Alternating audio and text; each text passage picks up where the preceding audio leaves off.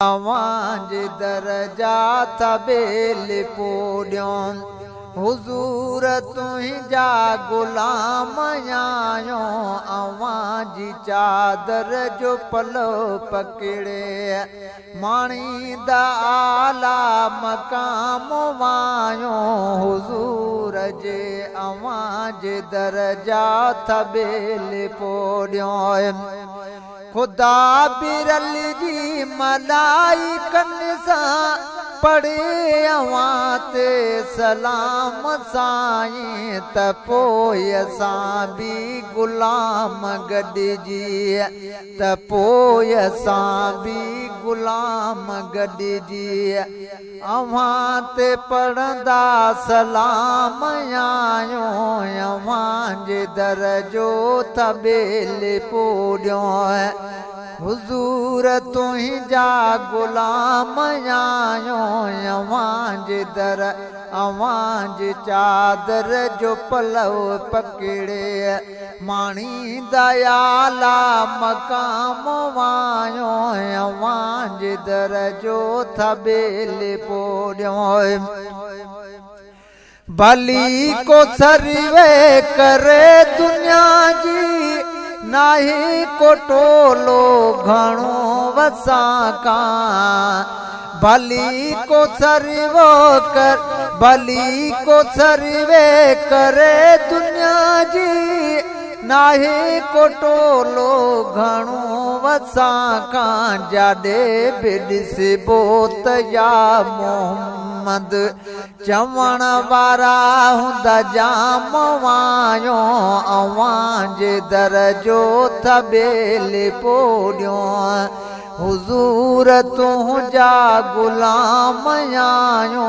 अवां जी चादर जो पलो पकड़े माणी दा आला मकाम वायो अवां जे दर जो थबेल पोड्यों न कहीं जो भवा न कहीं जो डपवा हुजन कचहरी में केड़ी धुर जा न कहीं जो भवा न कहीं जो डपवा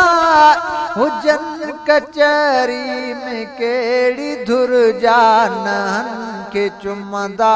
असां तॾां अवां जो ॿुधंदा जो नाम वायो अवां जे दर जैत बेल पोड्यों हुजूर तुंहिंजा गुलाम आयो अवां जी चादर जो पलव पकड़े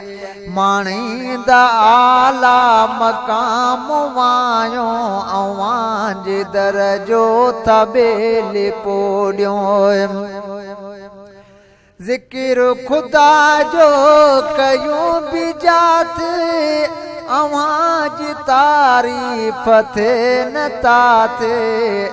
ज़िक्र खुदा जो कयूं जे जात अवां जी तारीफ़ थे न थे पोइ पंहिंजे मज़हब में चवंदा अहिड़ी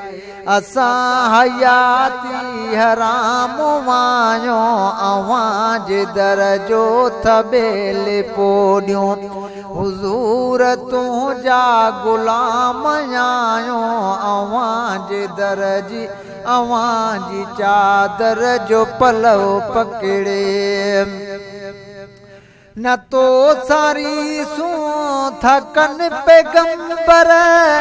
तबे जी बड़ बड़ ठहे नथी पई न तो सारी सू थकन पैगंबर तबे जी बड़ बड़ ठहे नथी पई खुदा खां पोइ बसि तुंहिंजो मोहम्मद खुदा खां पोइ बसि तुंहिंजो मोहम्मद मनी दयाला मकाम वायो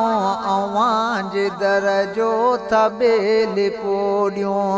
हुजूर तुंहिंजा गुलाम आयो अवां जी चादर जो पलव पकड़े दुनिया उक़बा में आला अरबी मुझो ही पीउ मां मुझा ही बचड़ा दुनिया